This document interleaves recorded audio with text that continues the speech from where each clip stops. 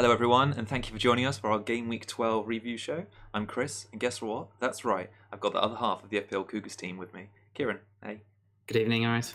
Yeah. So we've got plenty to talk about tonight as we head into the international break. We're going to start off tonight's show by looking at our scores from the game week, discussing what went right and what went wrong.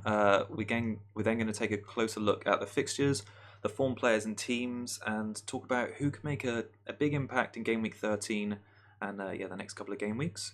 Interspersed with all of that, we're also going to answer a range of questions from the FPL community who've kindly sent in their questions and hot topics via our Twitter page. So without further ado, Keek, let's start off by taking a look at your team and how you got on in game week 12. 61 points. Not too bad. Nicely above average. Robertson, star man, really. Salah with a goal for captain, which is 12 weeks out of 12 successful captains.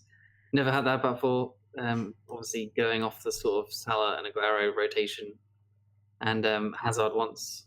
That's gone well for me. Aguero likes a goal against United, so that's good. And Alonso sneaking in with 2 bonuses and clean sheet. And, Fraser ticking on nicely. Can't complain too much. What about yours? Yeah, it was good. Well, just similar to you, 62. We're I think we've only got a couple of players different now, so it's always going to be close until we mix it up. But yeah, 62, so above average. Really pleased with that. My transfer for the week was to get rid of Maddison, red flagged, and I brought in Fraser. Lots of options weren't there available, which I was talking about on last week's show. So before we heard about the Maddison news, so Sigurdsson, Martial. But in the end, I decided that Fraser's just his form this season has just been unquestionable, and I fancied him to get something against Newcastle rather than Sigurdsson and Martial. And initially I thought he was just going to be a game week 12 pick, but now I think, based on his stats, I think I might keep him for a bit longer. So I took a bit of a different approach of saving the transfer, and whereas you decided to get in Fraser. So I suppose you don't have any free transfers now, is that right? Just the one for I don't have the 2 stacked. Yeah, so I'm going into the break with 2 free transfers, and I'm probably going to try and change it up a little bit. I just think it's time to start breaking away from that template. It's time to start making a few different changes. Pretty much all of my players are like above 15% or above 20% owned. I've got no differentials at all anymore. So I need to do something. So you're up to 19k now, aren't you? What did you jump from this week? From 22k. So yeah, 3. Okay. It's not too bad. I think it's just my players are owned by everyone, so I was never going to get a massive jump, sort of thing. So, but to get a green arrow with that, I'll take it, I suppose. Yeah, definitely. Well, I think obviously being a bit further down than you, I was down at 98k when the game week started to finish on a 76. I'm at 76k. I'm really pleased with that. It's good progress going into game week 12. I feel like I've just been slowly climbing to now sort of settle inside the top 100k. Yeah, I'm pleased about that, and quite happy with my team at the moment. Actually, I know you're saying you're looking for differentials, but I think the basis and the core of the team is right. It's just about mixing up those players when one of them has a bad set of fixtures and trying to bring in some people. And I'm sure, I've got my eye on quite a lot of players, and I'm sure you have as well. So if we talk through the fixtures, and we'll point out the key players and who we think are going to make an impact on our teams, I think, really. Tonight. So should we start off by talking about the first game of the weekend, the Saturday lunchtime one, Cardiff against Brighton? Yep. Fairly good game, I suppose. Sort of Patterson coming out good again. His out of position midfielder. We've mentioned him a few times on the pod. I think he's 5.2 now. That probably won't last for long. And he's probably going to go up. He's 0.5% owned. Seems good. Two of his next 3 are two of his next 5 at home, and then 3 away, and their fixtures are pretty good. So if you want to get a differential sort of nice 4th or 5th midfielder, he's a good option, I think, at the moment.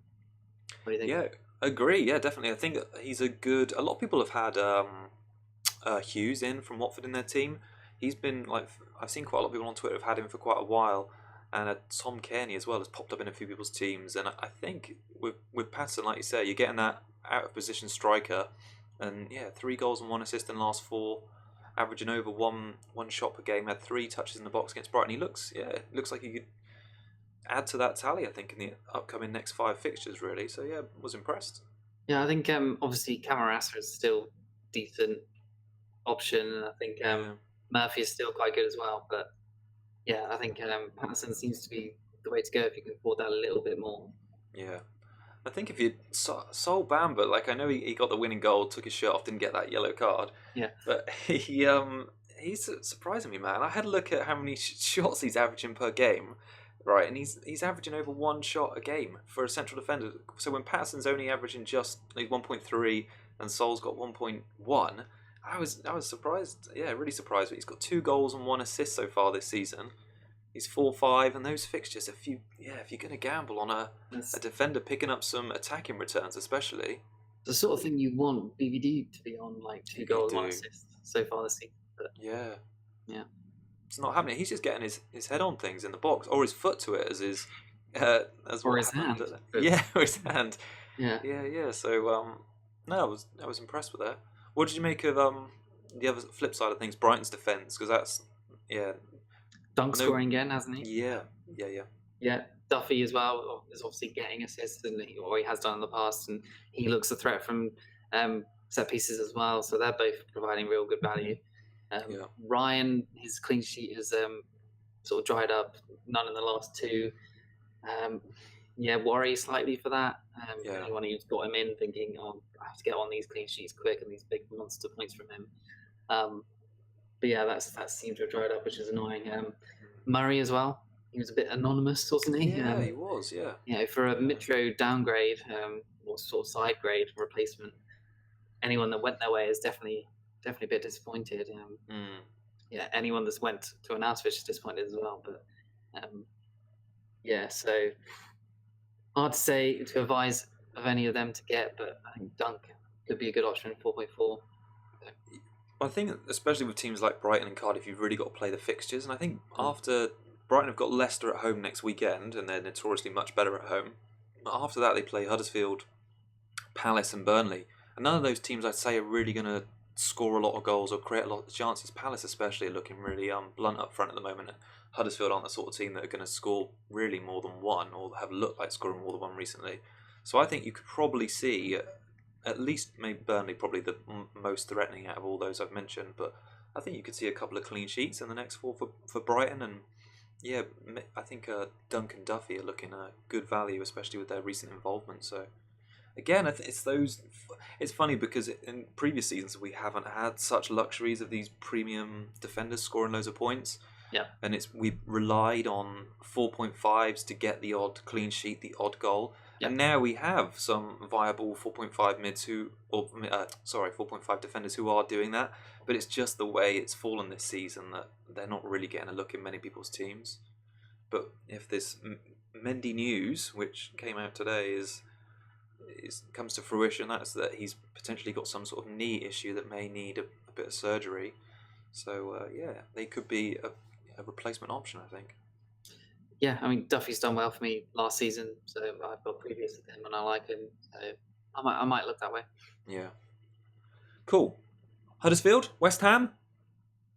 Do you want to get right into Arnautovic? Because I watched his highlights and I don't know. It was quiet. He had one chance, didn't he? And he went and fluffed it. And precious little else, really. Yeah. Unfortunate, because against Huddersfield, you'd be thinking he could run riot, really. Yeah. But Huddersfield are pretty solid at the back. They don't give up many clear chances. So, with West Ham not being amazing in attack, we should have really expected this. But Arnautovic did seem like the out-and-out clear replacement for Mitrovic, and I think he will get goals, and he just didn't get it in this fixture. It's just frustrating, but never mind. It's 2 points, I suppose. He had, I think it was 16 points away at Huddersfield last season. Remember him and Lanzini just shredded it up. It was a big game week for him, and he was in a really good bit of form then. And I was, obviously, as a non-owner going into this game week, I was thinking, if history repeats itself and Arnie has a big game, then And when I saw that or heard that he'd had that big chance in the opening few minutes, I thought, oh, okay, he's going to have one of those days today where he's going to be on it.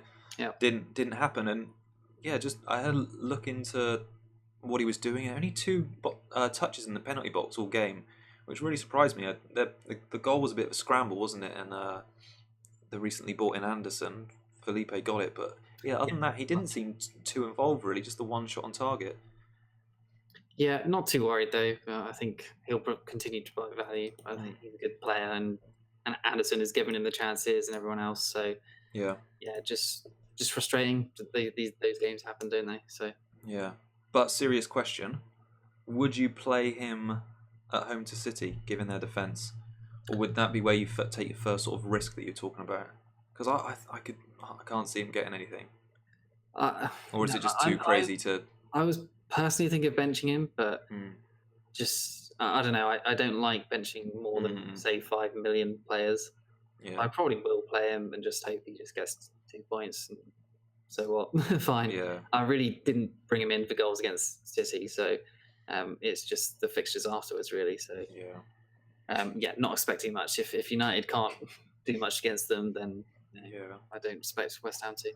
The reason I bring it up is because on the first day of the season, you remember they went away to Liverpool, and he was like a huge question mark for me. Whether, even though it was the first game of the season and his fixtures after that were reasonable, I was thinking I'm going to bench him at home to Liverpool because there are better players on my bench, and it did transpire that way because I had Wan-Bissaka on the bench who didn't come on, and I think he was first or second sub, maybe first sub actually. So anyway, I don't know if it's going to be a good option looking at your team now. It depends what you do with Maddison, I guess. Did he get a goal on that Liverpool? No, he didn't. He just got 2 points. He might have even got a single point.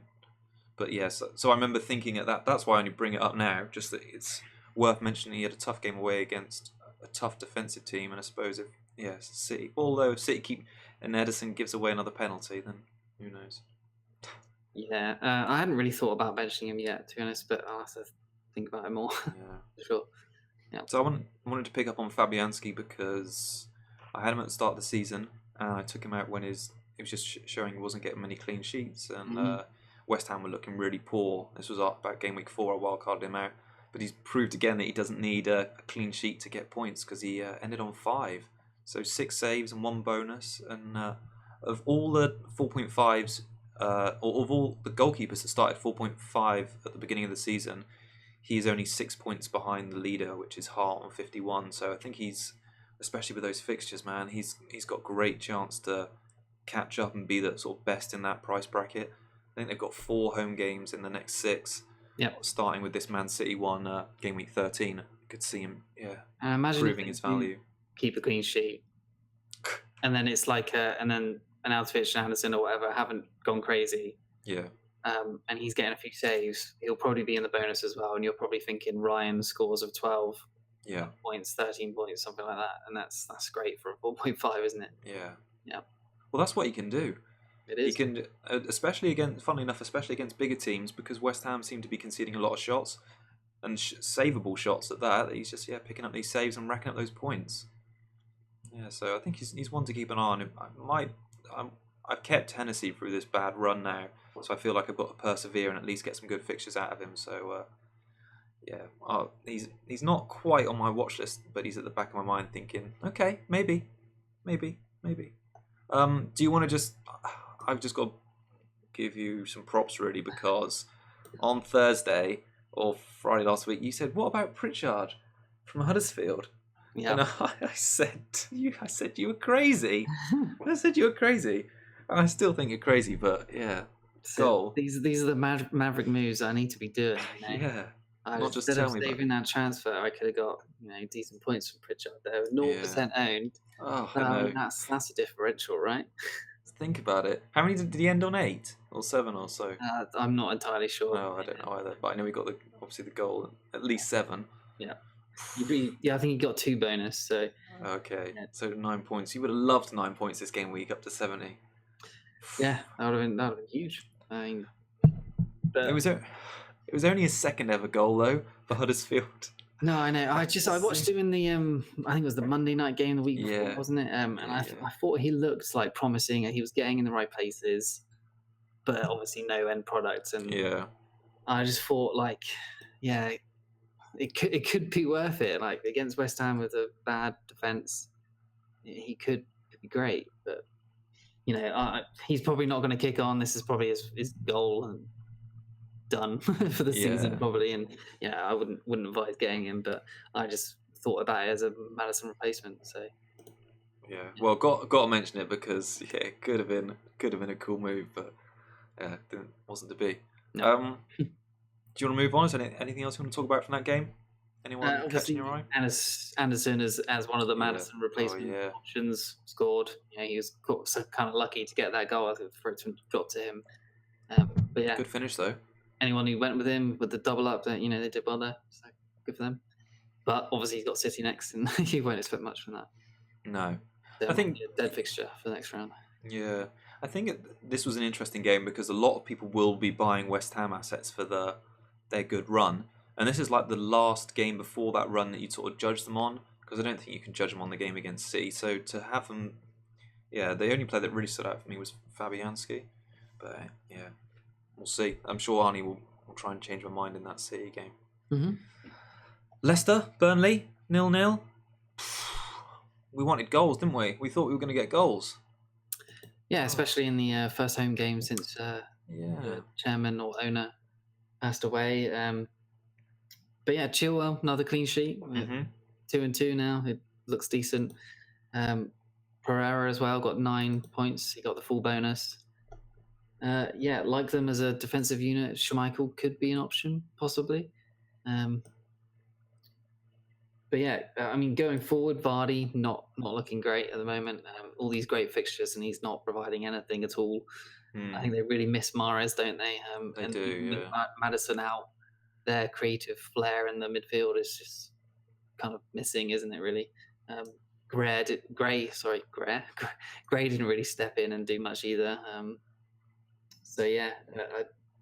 I would love to punt on Vardy, but their creativity is just not great at the moment.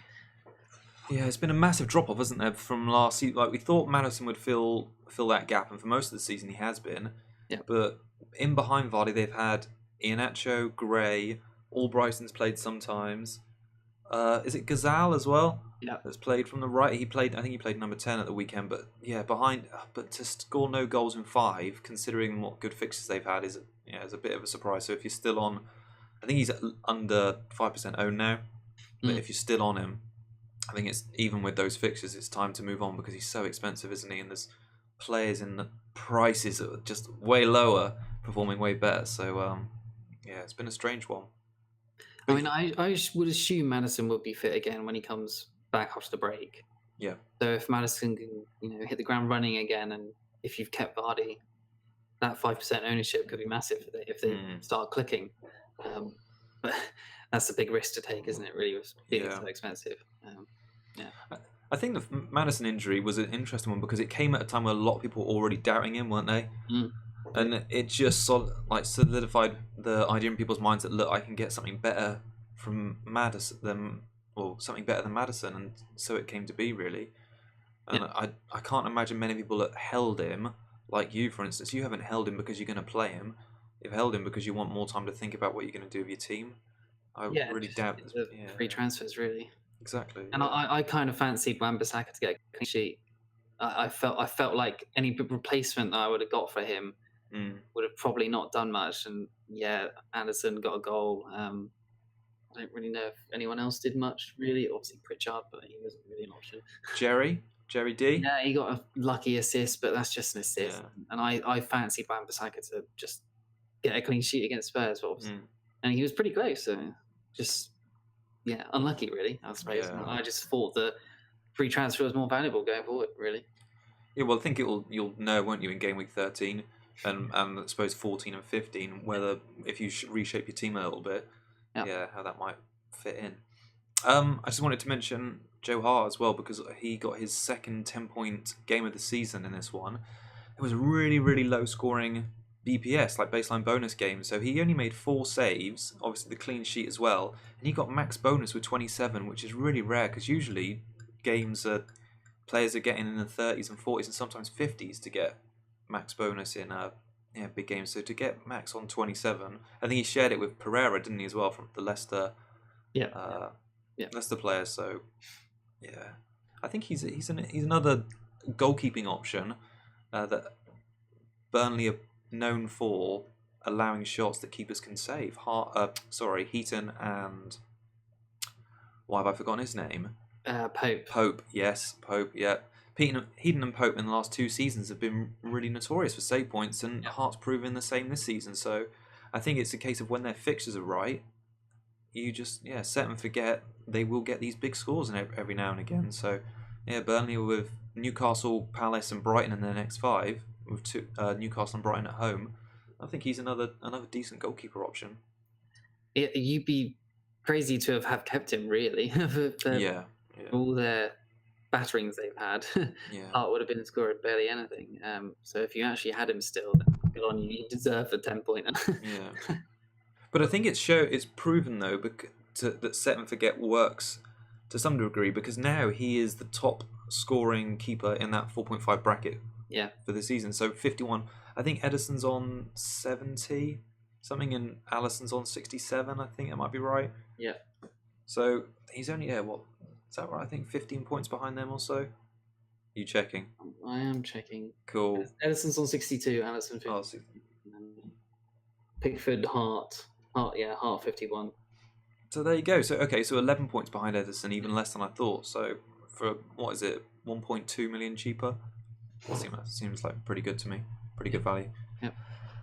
Anything else you want to touch on that game? Goodmanson was another replacement. He was. Yeah. Yeah, didn't do anything. No. I didn't really watch the highlights of this one, so I can't really say if he was close. He had a free kick saved by Schmeichel, which was quite decent. Fair enough. But yeah, I just thought he would probably blank. That's why I didn't go that way. I mean, he has had really good stats against like under top 6 teams, but just didn't fancy him in the end. Yeah. Well, I've always been really loath to include a Burnley attacker in my team. Yeah. So that was the main reason for putting me off Goodmanson, even despite his form being fairly decent. Yep. I just felt Fraser was a better pick, really, so yeah, didn't go there. Yep. Talking of Fraser, Bournemouth. This is my first game week owning this guy Geek, so I just want to give him some love because, 6 points. He's now returned in 6 games of 12 this season, which I thought would be higher considering how many points he's got. Mm-hmm. So effectively every other game, although it's not in that order. So he's now first in the league for assists, 32 big chances created, and I think he's got 13 big chances created. So that's first in each of those categories for every player in the league, and he's got 3 home games in his next 4. I can see what the hype's about. It's real, Kieran. Yeah, I like that little Scottish guy. Yeah. It's fun to watch, isn't he? He is. Good on the eye. Like, he passes the eye test, and I think you just kind of rooting for him every time he gets the ball. And I think in those other games, like in the United game, like he was close to getting big returns. Like he could have scored, he could have got a few other assists, and like, he's threatening another 18-pointer like at any point, really. Big time. And I think Arsenal at home, is it next week or it is? Yeah, it's at home. So I think he could get goals and assists in that. Why not? I agree. I think he's a season keeper. He's 5.8 or 6.2, or 5.8 for me to sell. Sorry, 6.2 to buy. And he's great value. Yeah, he's fantastic. Yeah, fantastic value. I was really, really pleased that because for a while, like I was telling you last week and talking about on the show, I was thinking about a one week punt. And then that player would either then go for Martial's good fixtures or you go for Sigurdsson. And even on Saturday when I made the transfer, I thought, okay, I'll get Fraser in for this week. He'll probably get me some points and then I'll get rid of him because I don't want the double up of Wilson. And now I'm thinking, based on he and Wilson's consistency this season and their price, I may keep both of them. I'm pleased. And he's freed up a lot of cash for me as well, so I can upgrade elsewhere, really. He's hard to get rid of, I look at him every week thinking, like, he's a bit of a cash cow-ish. I could go to a 4.5, get 1 odd million of him. But every time I'm just like, he's consistent. He's going to get me points, and he's really well owned now. I don't want to get rid of him. Like, I just like the look of him in my team. Yeah. That's the problem with the template, isn't it? The template's reliable and consistent, and it looks good, and the percentages are high. That's why it's so hard to break away and take a risk on those differential players. Mm-hmm. But yeah, I think Wilson is now, strangely, even though I've been harping on about Wilson, if I'm going to change my team around a little bit, it's more likely that I'll get rid of Wilson than Fraser now, just from a cost point of view, really. Sure. Anyway, yeah, so I was tempted by a hit on for Wilson. Sorry, yeah. I thought they would do really well against Newcastle. Yeah, glad I didn't do that. Yeah, we had one shot off target and only four touches in the box, which isn't too bad. Just a quiet day for him, really. 35% players, or 35% of the game own him now. So if he does get a goal, it's gonna It's gonna. I'm always worried not owning him. Honestly. Yeah, I was gonna say not owning him. It's a big mass of people now. Yep. So yeah, your rank's gonna go one way when he scores. Should we talk about the other striker who did score and play well? Yes. Big Rondon. Yeah. Big Rondon. And header. A bullet header. Yeah, he's looking good. Nice on the eye. That looked great. Oh, there's been a lot. Yeah, easy on the eye, Rondon. I don't think I'd be saying that after game week 12, but yeah, man. So that's the second time in a row he's completed 90 minutes. Yeah. And 5.7, so he's around the same price as Ings and Jimenez. Mm-hmm. He had 8 shots against Bournemouth. Imagine if they'd all gone in, Kieran. Would have been a crazy score. It's Bournemouth who have been fairly solid. Yeah, I know. It's coming out of nowhere, isn't it? Yeah, Newcastle have just got this knack of... I mean, we've said for a while they had some really crappy fixtures at the start of the season.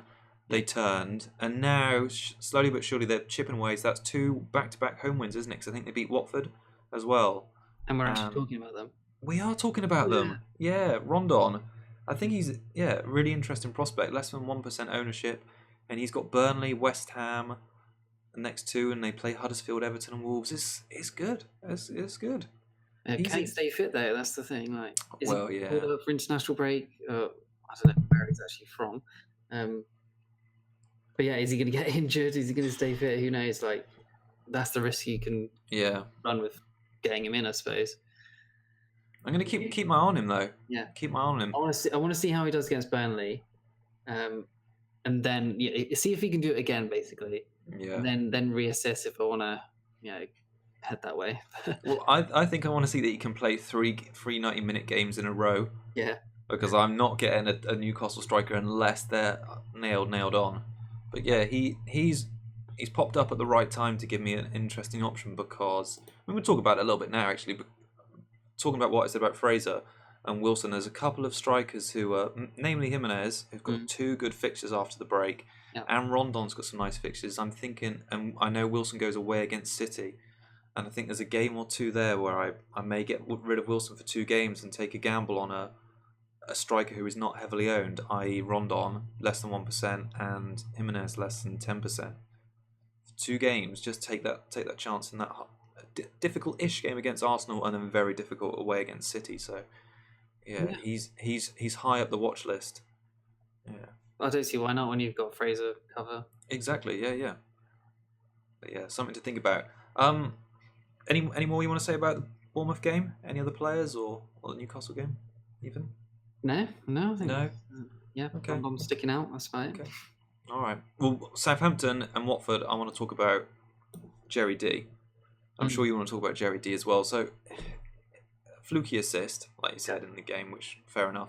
But his underlying stats are really impressive at the moment. So, and Garcia seems to prefer him to Deeney and Gray because they started on the bench again, and Success started up front. So, Jerry's now averaging 2 shots per game.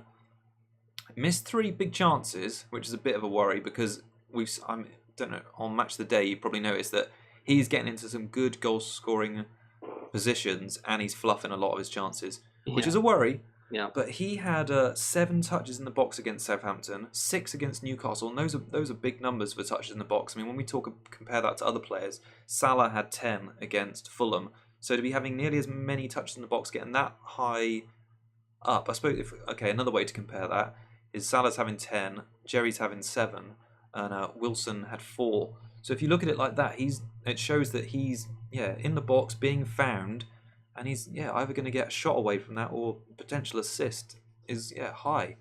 So I'm getting excited by Jerry D. Is he going to continue? Got his nickname. Like Deeney was just back from injury. Yep. is Deeney going to start the next game? Is Success going to be benched? Is Deulofeu going to be benched? Is that what's putting you off him at the moment? Slightly. I mean, he's still a risk, I think. Obviously, he's probably one of their best players, coming from Barcelona and everything. But yeah, that worries me slightly, and his fluffing chances. But at least he's getting there, I suppose. And sooner or later, he's going to finish them. I suppose it was like Salah last year. He had so many chances, at least at the start of the season, where he was just fluffing so many. Yeah. Yeah. And then he started turning on his sort of finishing, and he just was slotting them all away. So if Deulofeu could do something like that, then that'd be fantastic, wouldn't it? He needs to put the switch on. It's like the goal switch. Yeah. I mean, just hello. There's a golden boot at the end of the season. Do you want to win that? Yeah. Come on, boy. Get it together. Yeah, exactly. They have got some tough fixtures though, which is damps my interest a little bit in him. But he's just there. It's a funny time of the season, and I think we're really lucky this season actually in FPL because there are so many options and players I want, despite Salah's price being so high. And at the start of the season, thinking, how are we going to fit all these players in? There's been some budget options that have come up, and I'm interested in a lot of players. I wish I could have a squad of 30, Kieran. Wish I could have an NFL style squad. I just sub in, just more variety in there, but get 50 odd if it's an NFL. Would I? Get 50 in. So yeah, Jerry D. He's another one. I don't know why, but the nickname's caught on now. You've started something I can't control. Do you want to talk about any other players? Because I was going to mention Ings, unless you want to talk about. You mentioned Gabardini. D Ings. Oh, we're going to mention Gabardini. I think we should all get him quickly. No, I don't think we should get on him. Oh, guys, no. Don't do that. He's scored. He's quality, right? Yeah, well, that's definitely going to continue. 100% goals. I guess Ings with an assist coming off at 40 minutes and getting 2 bonus. I think that's mental. Yeah, isn't it? It's mental. Yeah. I don't really know what to say about that. It's just. I think it just shows how poor the game must have been. Yeah. Like, what was everyone else doing for those, like, I don't know, 50 odd minutes or whatever it was, just fluffing around, kicking the ball out for throw it. Oh, crazy. Fair play to Ings owners though, because you got out of that one well. Yep. 7 points, is it? Assist and 2. One. No, because you've got 1, 4, 6. Yeah. Okay. Do you know they've created more chances than Man United this season? I was going to mention that later, actually. Oh, that is crazy stat. I don't like that stat. No. As a United fan, that's crazy. Talk about Hughes not being attacking. Oh, I know. More attacking than Mourinho. Yeah, more attacking than Mourinho. They've got some tough fixtures still coming up. Yeah. We were talking last week, weren't we, about Hughes loves attacking a top 6 team. Well, I've got some good news for FPL fans and some bad news for Southampton fans because they play United, Tottenham, and Arsenal in the next 5. So I'm eyeing up a Harry Kane captaincy in game week 15, Kieran. I see that eyebrow. We're talking Harry Kane in game week 15. What are we saying about? Anyway, that's way down the line. We'll talk about that in next week's show. We'll talk about that in the preview. I need leave you with that for a week. See what you think about that. No, I like it. Yeah. Okay. All right. Good. Agreed. Ings got assist. So well done. But I would be, if I had him, I'd be thinking there are other players in that price bracket who are probably going to get more points over the next 5 than he is. Their redeeming fixtures are this away game against Fulham coming up, but then you got to wait another 2 game weeks before you go away to Cardiff. So it just depends whether you want to hold and if your squad can rotate over those games. I think in that price bracket you've got Rondon and Jimenez now. I think Jimenez is way better option. They're way more attacking than Southampton. And Southampton Ings is just lucky to get a goal, isn't he? Yeah. They're creating chances, but they're just not clinical. Yeah. Yep. Yeah. I mean, Holobas as well. I was going to mention he's elusive of late, but played 90 in the last 2 now. Got a yellow card in the previous one, but he goal in this one, which is good for him again. He's scoring. He's doing more bits than PVA is. He's got 2 goals now. And whenever he does play, he seems to do pretty well, doesn't he? Pretty low owned and good value. So, their fixtures are bad, but he seems like a good option for attacking wise. Anyway, if you want to break up the ram or arm at the back, he's all right. He's all right indeed, but he does love those yellows. Yeah. Palace, Spurs. Shall we do it? Yeah. I think. Well, I didn't. The reason I shall we do it is because it was such an awful game. Yep. That first half. Yeah, I switched off at half time so I could watch the Dortmund versus Munich game, Bayern game, which is I'm glad I did because that was a crazy good game. And I was fancying. I just thought if I turn it off, I might see at 90 that Aaron Wan-Bissaka has got a clean sheet. Okay. Oh, as long as I don't get any pop-ups from Twitter saying goal. Yeah. And then lo and behold, around 60 minutes, it popped up with a bloody Spurs goal. Oh yeah, you wanted that stress-free. Yeah.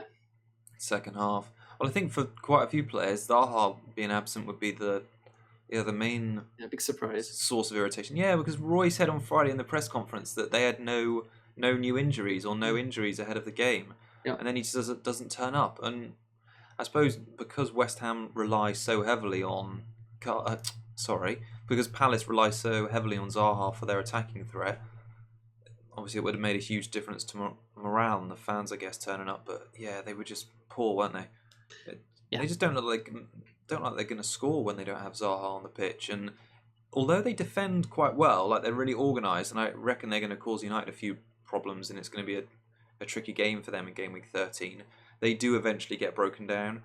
So at the moment, it's Hennessy's not getting many save points, so he's a crap pick as a 4.5 goalkeeper because they're defending well enough to not let teams have shots, but when they do, they're usually pretty close and they get scored from. So, yeah, just a shame. I did really fancy it. Just like it's been 1-0 against 1-0 Spurs and Palace for like the last 3 or 4 fixtures or something like that. I just knew it would be close, and I didn't want to waste that transfer because I thought Wan-Bissaka could get a nice clean sheet, and he was so close. And the goal scorers, Foyth or whatever, just completely irrelevant. But obviously that Kane assist, which is God knows how they've given that. Right. Seems bizarre because they say it's supposed to be in like the intended area of the recipient or whatever, right? But he's headed it at goal, which is nowhere near Foyth. Yeah. And it deflects at like a complete 90-degree angle up into the air for him then to be the first person to react. And obviously the ball is nowhere near where Kane intended to be because he intended to shoot and head it at the other angle. Yeah. So it's just like, how are they giving that an assist? Because it's obviously gone off another player. I mean, just like with that Ericsson ghost goal last year, like he's getting points out of which just shouldn't be there. It's mental. FPL love him. Yeah. They do. It's why that game week 15 transfer. So would he be on your... I know his form's... He's so expensive and his form's not great. Are you interested in the slightest? I just see him as not a little bit of a differential because his ownership is still quite high. I think it's over... It's 22%. Yeah, I was going to say it's over 20. But he's looking like he's got some good fixtures from then. And he's averaging loads of shots. I think sooner or later it's just going to start going for him. Yeah, I mean, I was lucky enough to have him when I got those hat-tricks last year from him. Yeah. And we all know that could happen at any point. And we just want to be lucky to have him when he does do that. And I think from 15 onward, that could be the time. Those fixtures look fantastic, don't they? They do, yeah. With kind of Aguero possibly getting injured now, and Salah not having that good a sort of PPM, points per value sort of thing. He could be good, but his fixtures, not his fixtures, his form isn't great either. So it's kind of which do you gamble on at the moment? Yeah. I don't know how I'd squeeze him. I still have a bit of cash in the. I have a bit of cash in my team at the moment, so I could. Yeah, I can say I could feasibly do Hazard to Sterling and Aguero to Kane. Yeah, something like that. Yeah. Anyway, I haven't given it too much thought to how I get him in, but it's just those back-to-back home fixtures, although they're separated by a game week, Southampton and Burnley. I believe those are the 2 teams he got the hat-tricks to around Christmas last season. I don't know. I feel like with that great run of form, a Spurs player, or maybe even 2 Spurs players, are going to be a great investment. And I think even like it seems stupid to say it, but Lloris is so just unreliable. But he seems like the best option because Trippier's possibly injured now. But if Aurier is back, there's probably will be rotation, right? Yeah, they will be. Yeah, Lloris, if he's fine, like not like injured or anything, then he'll be nailed on to play them all. He's just a keeper. Yeah. He seems like the go-to, or possibly out of Alderweireld. He's played all their games. But yeah, Lloris, 5.5 could be great over those fixtures because you would probably want Kane and a defender. Yeah. Trippier, and up until the injury at the weekend, obviously ruled him out of or prevented him from getting a clean sheet. Yeah. He's the highest owned Spurs player, I think, now. Yeah. I think if you knew he was going to start every week, it'd be a no-brainer option to get him in. But for sure. Yeah, over Christmas when they're going to have all these games, no Champions League, so Aurier's probably not going to get many other games. He's gonna play the odd game here and there. Yeah, he will. And it'll probably be in games where you'd expect Spurs to get a clean sheet, which is drive you nuts, wouldn't it? Yeah. So what would be the point of doing it? So I agree with you, although I'm still not a fan this season of putting too much money into the goalkeeper position. Lloris could be the safest of all options. I think otherwise Alderweireld's quite fixed. Yeah, he's safe. He plays, but he doesn't return. Yeah, he doesn't get those attacking. Yeah, and I think he's still quite expensive as well. He's 6 mil, maybe 5.9. So yeah. But like you, I think 2 Spurs would be a great plan, an idea for game week 15 onwards, just because those fixtures are tasty. Tough to include any others either in the midfield. Mora has been playing most of the minutes, but he's eventually going to get rotated when Eriksen and you'd think so. Ali are back to full fitness, and Son's there as well. Like there's so many of them there. That Dembele's out, isn't he? Like Pep, Dembele's out until after Christmas, so you'd think there's like one spot which has opened up. Yeah, I think Dyer's still injured, isn't he? So. Yeah, there's Wanyama, and then Winks. I guess we'll have to play them all in the sort of midfield area, and then Mora, Eriksen, Ali, Lamella. They've all got to fight out for 2 more places. Yeah, it's funny we talk about the Spurs not having quite a common theme is Spurs haven't invested in the squad and they don't have a big squad. But those players you would from a fantasy point of view, you'd still expect to get rotated in and out of the team. Just to mix up because they are all good enough players to play. Yeah, you'd think Eriksen would be nailed on, but he hasn't been. Yeah, no. It's that injury coming back from whatever that chronic stomach problem was. He's taking a bit of time, and he's not back yet. And I think his price is too high. Still, it hasn't dropped enough. If he doesn't do much else the rest of the season, he'll probably be like an 8 million next year. Yeah, something like that. It's funny. I know he's had the injury, but even before that, it's just a bit of a slow start, really. Strange one. Foyth obviously got the goal, didn't he? He's been transferred in by 7,000 people as of earlier, but 5 million, 15 points. It's like Pritchard. It's like if you didn't get it this week, I'm sorry, it's not going to happen. I mean, he gave away 2 penalties last week. He's going to be out of the team when Vertonghen returns, and I think he's going to return first week of December, which means Foyth will probably have 1 more league game. Unless Sanchez comes back. I don't think Sanchez is too injured, so I'll imagine he'll come back. Oh, okay. Maybe, and it's Chelsea up next, so yeah. Maybe Morata will get something there. Oh man, I'm gonna speak about Morata in a bit. All right. Poor Morata. Yep. Yeah. So Foyth, but there's lots of options for Spurs, and that's probably why it's a bit of a problem, isn't it? It's too many. Yes. All right. Swiftly and surely on. Yep. The Sunday games, the lunchtime kickoff. I saw some absolute dross on Sky. It was like one of the commentators, and they were doing like the game, and she said something like ridiculous, like the reason it's quiet is because Sunday morning comes after Saturday evening in Liverpool. What does that mean? Are you kidding me? It's just nonsense. But I think what she was trying to say, and I'll re-articulate, was that a lot of the crowd were quiet because it was Remembrance Sunday, and they might have had a busy night out the night before. Yeah. Ta-da! Yeah. Anyway, I'm sure it's much more difficult on live TV. Anyway, yeah, so it was 2-0. We were expecting a bigger score, weren't we? Yeah, for sure. Yeah, especially against the leakiest defense in all of Europe. Yeah. I was hoping for at least 3. I'd written down 3 or 4-0, thinking Yeah, I was goals. thinking 3 now. Goals. So we both captained Salah, didn't we? Mm-hmm. And he had a lot of chances. 5 shots, 10 touches in the box. He was looking busy, and he could have had 3 in the first half, couldn't he? Really? Yeah. He had some big chances. And I said to you before. So last week we were talking quite a lot about Sterling, and I resisted by saying I think I'm going to keep Salah, and I've got faith that this is going to be Salah's month. I think November Salah's going to. I know we're already 13 days in, but let me just say I made this call last week, and I'm going to stick by it. I think Salah is going to be top scorer in this calendar month.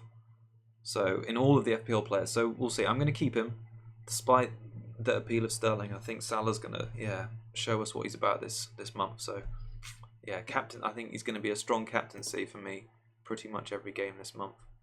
Anyway, yes. I agree. You pleased with him?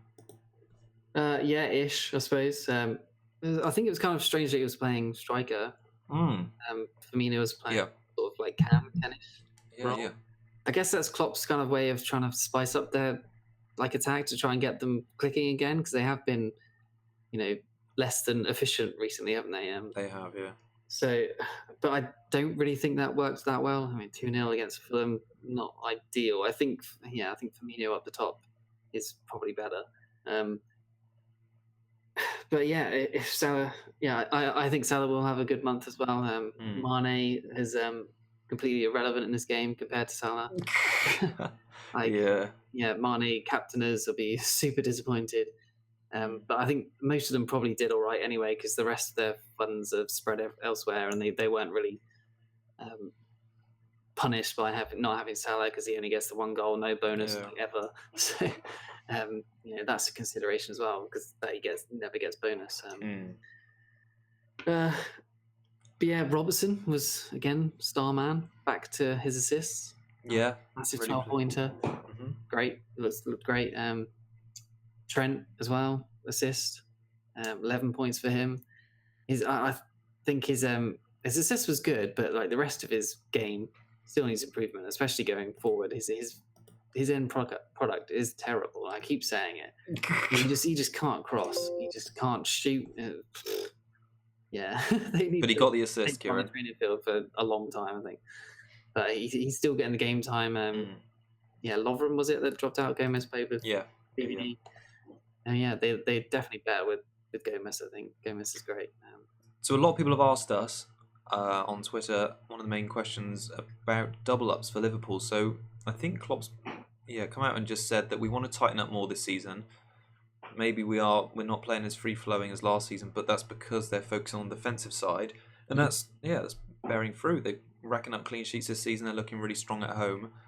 They've only got 2 of their next 5 fixtures at home, but I think they can get clean sheets away. And if you were going to double up or recommend 2 players for Liverpool's defence, who would you recommend, and why? Well, it's obviously Robertson, because he's nailed on. Yeah. Unless it's like a really poor game, I think it was Cardiff he was dropped, right? So unless it's like he got benched. I guess you'd call Cardiff and Fulham same sort of pedigree. Unless it's like a really horrible team, he'll probably play them all, right? And then obviously Alisson, will play all games. So he's obviously nailed on as a starter. And then it's VVD is the other only nailed on starter. Lovren, Gomez, Trent, they all can be dropped and changed. I guess Trent is the most at risk, and Lovren as well. Gomez can play both positions. So he's, I guess Gomez over Trent, maybe? What do you think? Well, if I was going to rank them, I'd do the same as you. Robertson by far and away. Alisson be my second pick, because Cost and VDV hasn't, although he's had a couple of chances in the last couple of game weeks, big chances at that as well, he hasn't converted. So his lack of attacking output makes me think that Alisson's more likely to rack up save points and bonus than he is to get attacking output. But then I'd probably put Trent in. Because although he doesn't play every game, when he plays, he's got more chance of getting attacking returns than Gomez and Lovren. Sure. So I think over 2 games, let's say if he gets benched for one, he's got the capability, like in this one, of getting 11 points. Did you see they've got this cute little assist competition? Yeah, I did. Yeah, that's cool. It's sweet, isn't it? And Robertson's winning, and I hope he stays winning. Yeah, I agree. But I think that's cool. I wish they had a goal competition between them as well, because then we'd start to see Robertson firing in shots from like 40 yards. He had a great chance, actually, as a good shot, didn't he? Yeah, he did. You saw that, yeah. That was close to a goal and it would have been mega points, but never mind. If he could up his sort of like shooting rate or goal output, he'd be up there with Alonso, wouldn't he? He just needs to add that to his game, like his assists and passing and getting forwards, perfect. Fantastic, but he just doesn't shoot as much. Yeah, it was really good. Yeah, great finish as well by Shaqiri. Speaking of Shaqiri, he was another Maddison sort of / upgrade, wasn't he? Replacement. Yeah. And I just knew he'd get something in this game. Just as soon as you knew he'd start, then I just fancied him to get something. Just because he's just really impactful, and whenever he plays, he gets things. He's just that sort of just suave sort of player, swaggy player, isn't he? And yeah, if he could nail down a spot, like he would be straight in my team. If he could play 90 minutes or at least start games, I think he'd be straight in my team because 7 million in that attacking, team, he's perfect, I think. Yeah, agree. He's a good option, and I thought he'd play more, to be honest, than he has this season. And yeah, he's attacking, and it's like he has a bit more freedom in that Liverpool team, and he played well. He played well. He wasn't, funnily enough, he wasn't ever a consideration for me. I know it looked like he was nailed on, but I thought the upside of him is he had a great home fixture. The downside is if other issues crop up in my team, I wouldn't feel confident of having him in my team, if that makes sense, because he might get rotated out for the next game. So yeah, that's the main reason I didn't go with him. Yeah, that's what I mean. Like if he can get nailed in, then he would be fantastic. But yeah, I think Keita's back to fitness now as well, so he's an option again. Hendo, and he's back, so Milner's still there. There's loads of options, so he's probably going to be continued to be rotated, unfortunately. Before we move on, did your heart sink a little bit when Mitrovic's header went in? Because you got rid of him just for that split second. It was a goal, wasn't it? It wasn't offside. Yeah, it wasn't offside. Yeah, that would have been poetic irony, wouldn't it? Just for him to just get that goal after just floods and floods of people got rid of him. Yeah. It ruined everyone's clean sheets as well. It would have. And got rid of him. Probably would have had Robertson as well and Liverpool defenders. And it would have just been a big FU to Mitrovic, wouldn't it? Yeah, right. And the fact that they went straight up the other end and scored right 30 seconds later as well, just added insult to injury, really. I was just like, oh my God, when they scored. Thankfully, 20 seconds later, I was happy. Yeah. Well, that was funny. All right. So, Chelsea-Everton, 0-0. Yeah. We had a question which sort of leads into our defender premium defender questions we were talking about earlier, but FPL Fix or Fail. He asked, are the days of calculating with clean sheet points in defence over? Does the wing-back bonanza mean that it is too difficult for 2 defenders that actually defend to keep clean sheets? So basically, he's saying, are premium defenders wiping 4.5 options out of the game, which we sort of spoke about with Brighton. And I think Alonso and Robertson are key to saying yes, I think they are. And I think team structure generally this season has changed, and maybe last season to an extent as well, because we had Kolasinac as well. But team structure seems to be changing quite a bit in recent years. 3-4-3 used to be the most favoured formation in the game, and I think this season especially, we're seeing way more lineups playing 4-4-2 or 4-3-3, and sometimes even 5-3-2, just because there's so many wing backs. I don't know what you think about it, but do you think wing backs are here to stay? And I suppose even defenders from top 6 sides are here to stay. Yeah, I think so. I think their value is unquestionable, I suppose. And last week, none of them got a clean sheet, but that was just a freak week. And this week, it was returned to normal service, wasn't it? Robertson clean sheet, and so close to a double City clean sheet, and I'd have been on for a massive score if that happened.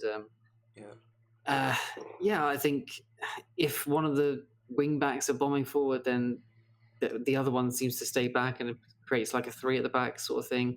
So I don't think 2 of the defenders are really out-muscled or to keep a clean sheet. I don't think that ever really happens. Like, it's not like Klopp is saying Trent and Robertson go up and not defend. Like, they defend as well, don't they? So they're just the 2 fittest people in the team probably to just bomb up those wings and get back at the same time. So I think they're here to stay, and I think this is the way to go. Like, it seems to be a clear top 6 imbalance between keeping clean sheets compared to all the other teams, and just those 6 teams seem to be able to keep clean sheets no matter what, really. And if they concede, then they seem to just be unlucky. Well, I think Alonso is making a mockery of both his position in terms of the FPL game, so as a defender, considering how attacking he is, and also even still his price. So he's now the top, I think he's back at the top scoring player in the game. And I think at 9 out of 12 games this season, he's either got a clean sheet, goal, or an assist, and it's the 7th game that he's been in the bonus, either getting 2 or 3. So I mean, it's just incredible form for a player that started. Was it 6'5"? I think he started. Yeah. When you compare 6'5" to, like we've said many times this season, when you compare that 6'5" to Richarlison, who started the season 6'5", Wilson, Josh King. There's Glenn Murray. There's so many players that are 6'5".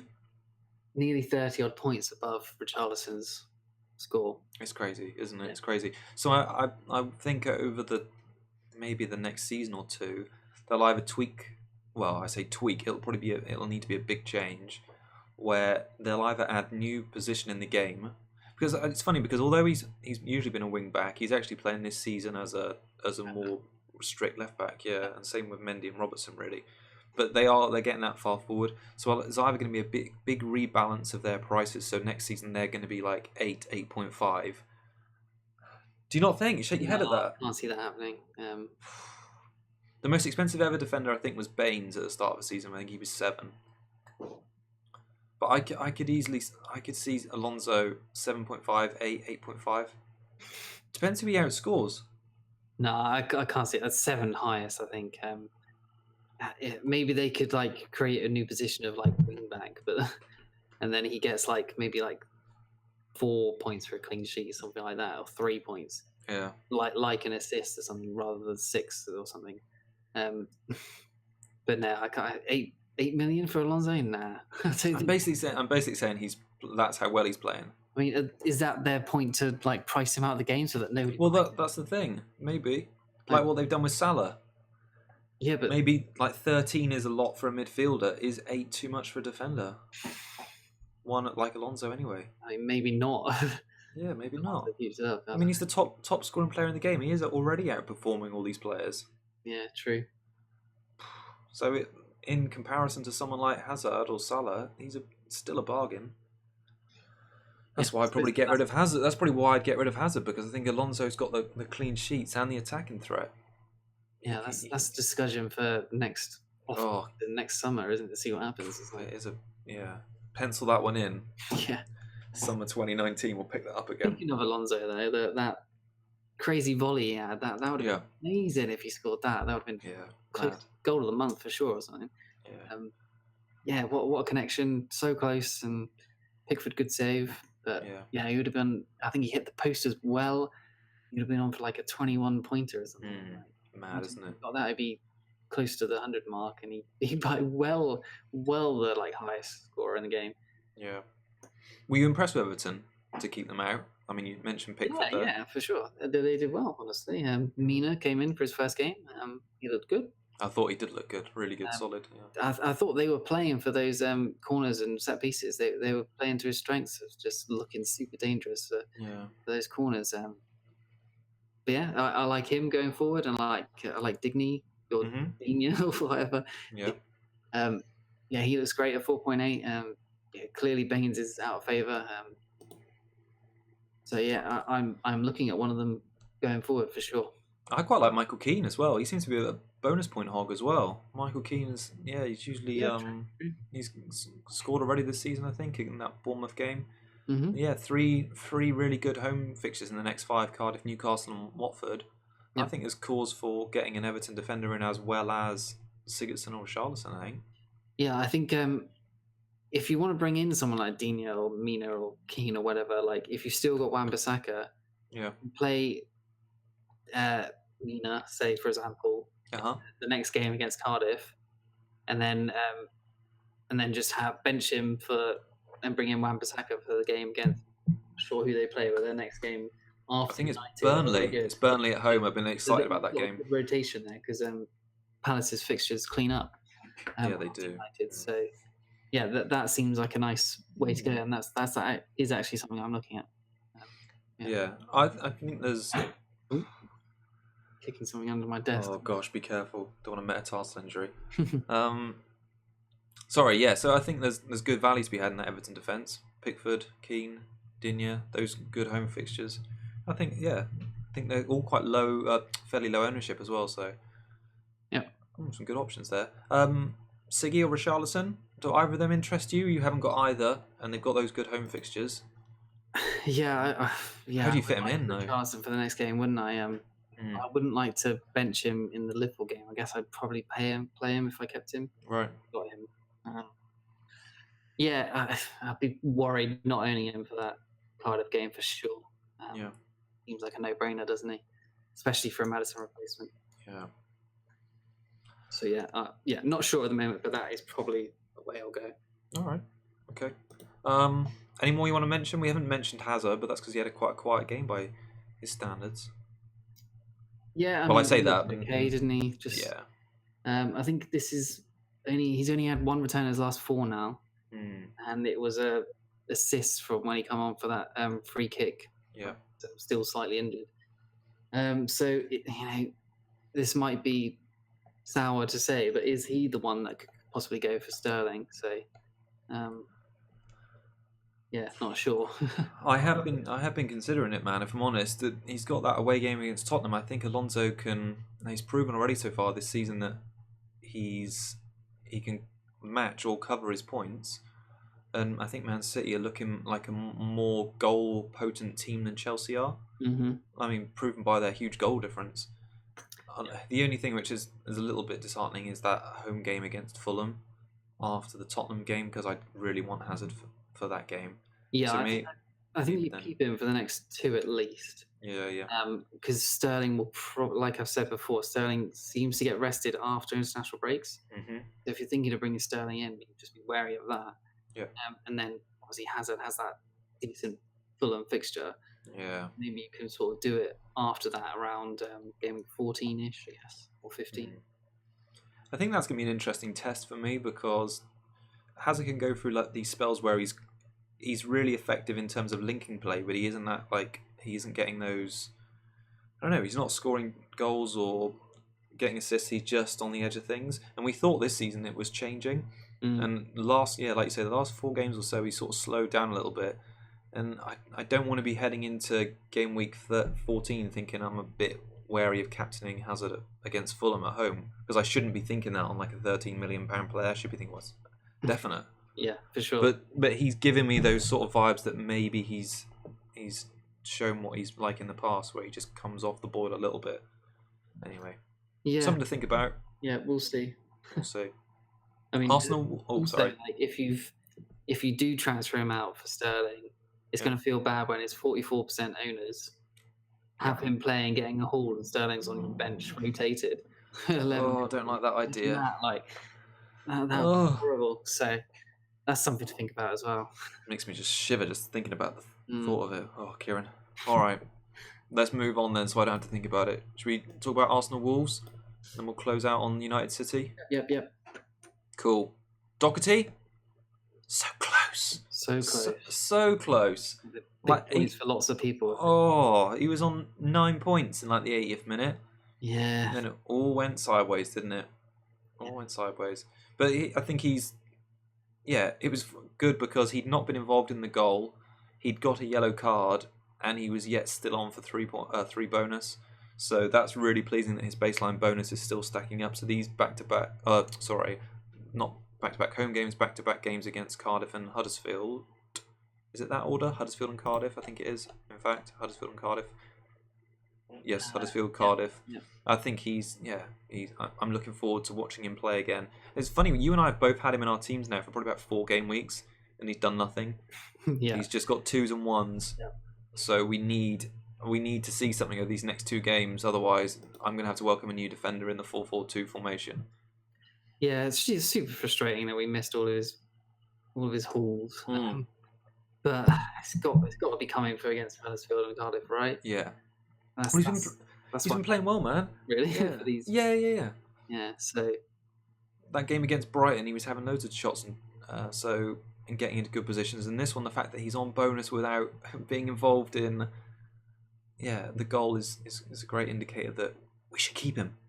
Yeah, his heat map was way more defence orientated. Obviously, it's against Arsenal, and he didn't get any shots this week at all.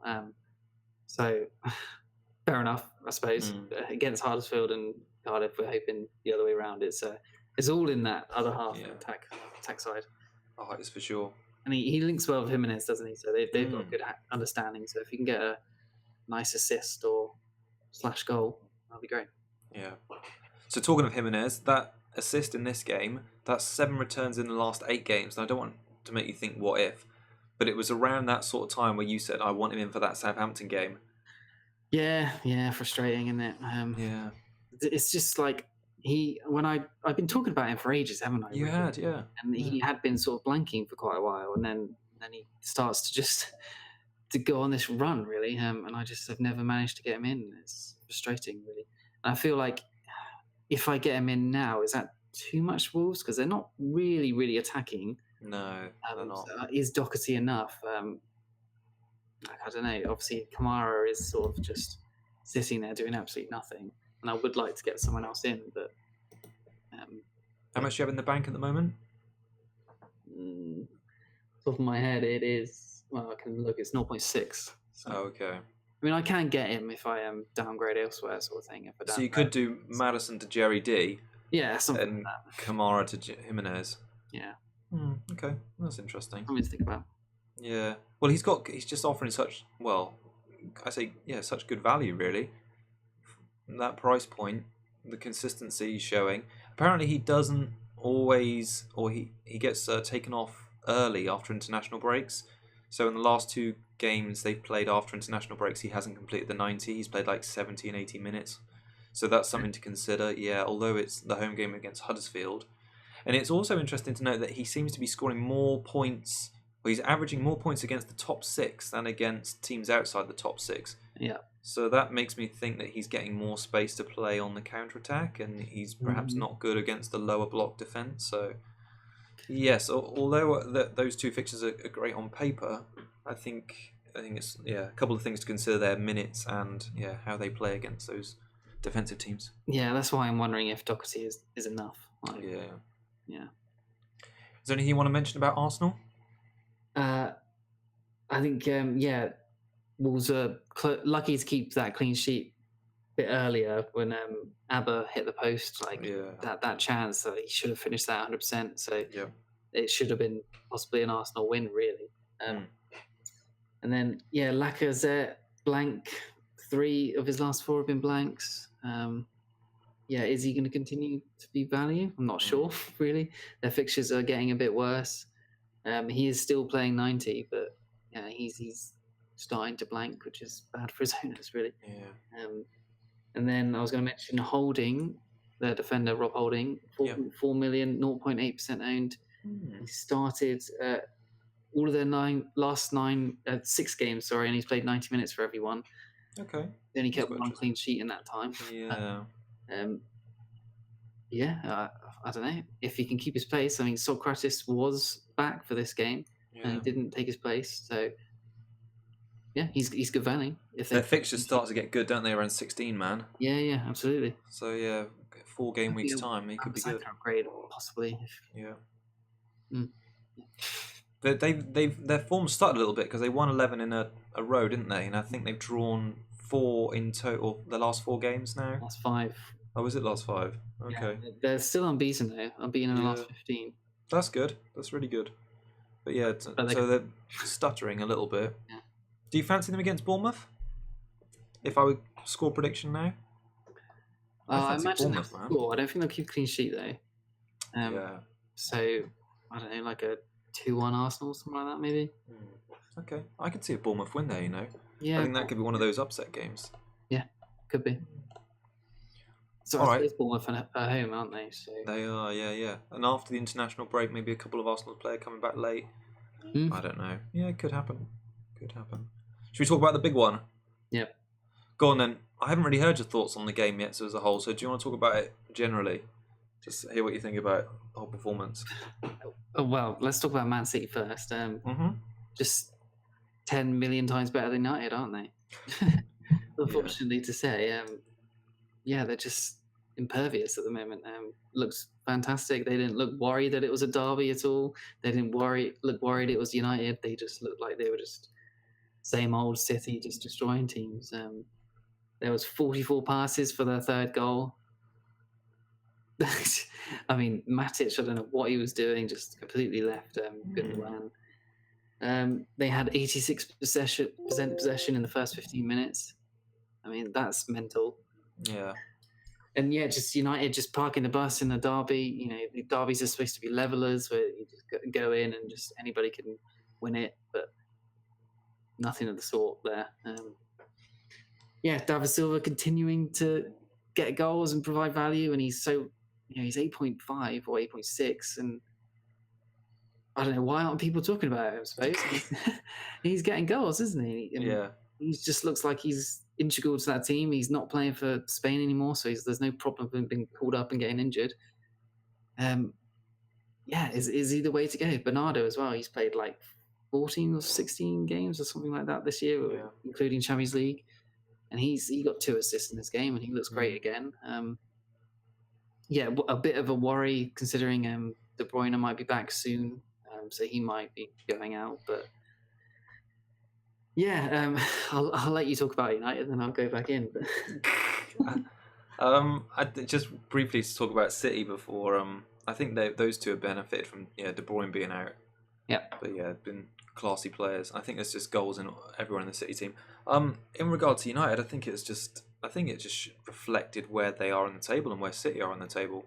I don't think the table's lying at the moment. United are the 8th best team in the league. And City are top. I think I think it's a little bit blown out of proportion more because it's the derby and United should be at that high level, but they haven't been so far this season. So I don't think it's a surprise that they lost the game in the way they did and they conceded. So I'm surprised they didn't concede more goals. To be honest, it's funny after City scored, it looked like both teams were sort of happy just to have 1-0 for a bit.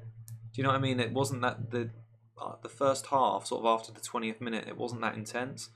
And it didn't really pick up until Aguero scored like within 2 minutes of the restart. So I don't know. I wasn't really surprised about the result or the performance really, because I didn't expect United to play any differently without Pogba. That 3 in midfield for United, what do we expect? Like missing Pogba you can tell there's such a huge difference. Herrera, Fellaini, and Matic Herrera had a really poor game. Yeah, he got dispossessed and gave the ball away so much. So everyone's saying that Fellaini was our best player, and that's just speaks volumes. So, Matic's absolutely awful. There's nothing up top really. Like Martial didn't look particularly great. Like Rashford, I think is terrible. I think Matic should be playing over Lingard at the moment because Matic's been decent. But they just didn't link the play, did they? He just wanted pace, didn't he? But then we had nothing. They want to pass the pace. They had the ball the whole time. There barely was no counter attack. So I think they're. I don't think we should read too much into it because they are better than every team in the country at the moment. I think they'll pull away from Liverpool now. Yeah, and they'll probably just try and beat their 100 points again. So from that point of view, I don't think you can say, it's poor United aren't on their level because they look a million miles away from them at the moment. It's not a quick process to get near them. But yeah, in terms of what we know from FPL, Aguero obviously biting back after Sterling's big score last week with his goal and single bonus point. And I think he's back to being a single point ahead now. And just looked lively, didn't he? Sterling, I thought it looked okay, but he didn't have too many clear-cut chances, I don't think, really, did he? No, I think Sterling tends to go missing in the big games, doesn't he? Yeah. And Aguero seems to step forward. Aguero likes to goal against United, so he does. Yeah, if you didn't have Salah and you went for Aguero captain, you did well there. How annoyed were you with Ederson ruining your double City clean sheet? Well, if I got that double City clean sheet, I would have been very happy. Annoying, like obviously, I would have liked a 0-0 because obviously United fan. That would have been good, I think. Yeah. Just FPL wise and season wise, I suppose. But yeah, just annoyed. I didn't think it really was a penalty. I don't think he barely touched him. Yeah, that's just annoying. Would have been 2 weeks running now. Are you thinking about getting rid of Ederson and moving that money into midfield or attack, or are you quite happy with him?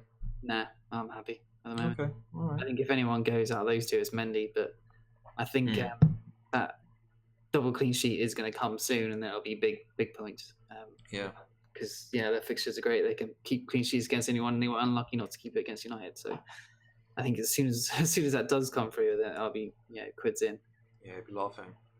I just wanted to talk about Martial. So I think he's pretty nailed on now, which I think is probably why a lot of people are reserved about buying him, because they think he's going to get rotated. But did you see that news about Sanchez come out last week, that just how unhappy he is in Manchester? I think he's going to move in January. I haven't read the article though, but yeah, so I think there's been a bit of noise about that. So probably Mourinho's testing Martial in that position, and he's just delivering at the moment. So I think he's up to 7.6 now, 12% ownership, 54 points in the last 5 game weeks. So yeah, he's on a crazy good run at the moment. And although he's only averaging 1 shot per game, whereas someone like Sigurdsson, who's also that sort of similar price, is averaging 1.6. I think he's got the fixtures to continue, isn't he, against Palace and Southampton away in the next 2. Is it consideration for you? Or you got to remember in that game, like if Pogba was on the pitch, he wouldn't have taken the penalty. True. Yeah. So he wouldn't have got the points, and then that would have been his first blank in whatever week it was. Yeah, he is a consideration, but I don't think I'll be going there. I think, Mourinho loves to just hate on Martial, doesn't he? Yeah. He can bring Sanchez in, he can bring Rashford in to play there if Rashford doesn't play on the other side or whatever. And he likes to bring Lukaku back in as soon as he can as well. Those are his favourite players. So yeah, I'm just wary of that really. Obviously his points in FPL are nothing to be sniffed at, and you can't deny them. But yeah, not for me, I don't think. That's fair enough. Okay, we had one more question, and I think it's going to be a quick answer. FPL Fix or Fail asked, is Lindelof a bargain at 4.8? Do you want to... Oh, well, I'm just going to say about this stat that United have conceded 21 goals so far this season already, and they conceded 28 in the whole of last season. So I would say he's overpriced at 4.8, and also I don't think you're going to be... Until United tighten up, please don't get Lindelof. Historically, that's a bargain. Historically, it's a bargain. It's a bargain price. It's a bargain price, yes, but I don't think it's a good investment. Maybe let's frame it like that, because they're just so poor. Lindelof's looked better recently. Like it's helped him having a run of games and them playing the same back four. But that same back four just isn't very good. Yeah. Like I feel a bit sorry. Well, yeah, I was almost going to feel sorry for De Gea, but as a unit, as a 5, Young, Smalling, Lindelof and Shaw, I was amazed they didn't concede more goals against Juve, and they got out of that one. I thought Lindelof made a bit of a boo-boo for the goal. We lost from, a goal against Aguero. He just seemed to lose him really quickly, and yeah, I don't know, that until they improve either a new player or someone coming back from injury and changing it up, yeah, please don't go near United's defence.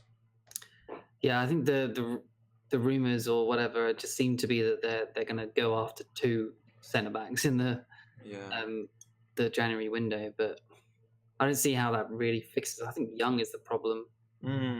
Smalling obviously is a problem.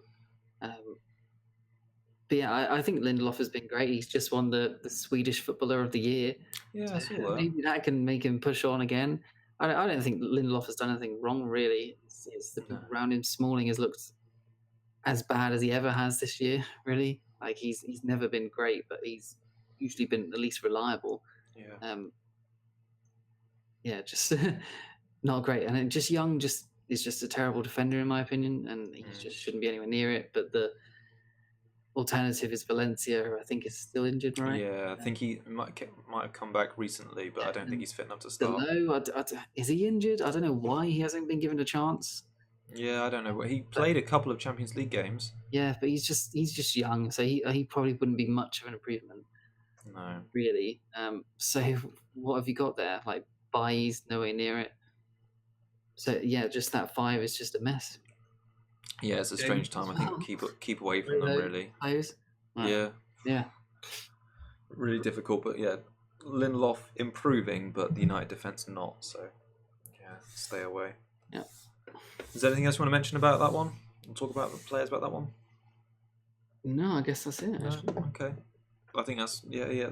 I haven't really got any more to mention on that one as well.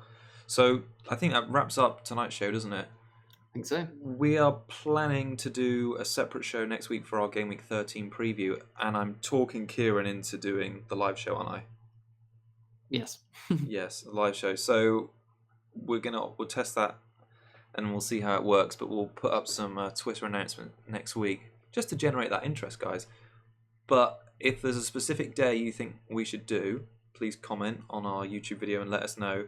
But I'm thinking we should probably do a Wednesday or a Thursday evening, so we've got some news on all these injuries, because I think that could change a lot of our teams. Mm-hmm. Just so we've got that at least some of the press conferences. Yeah, these fake injuries. Yeah. So yeah, give us some feedback. It's going to be our first time doing it, and we'll see how we go.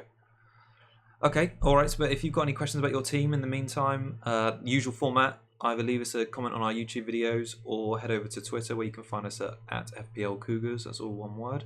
If you haven't already subscribed to whatever device you're listening on, either on YouTube or on Apple Podcasts, hit that subscribe button. Welcome and join.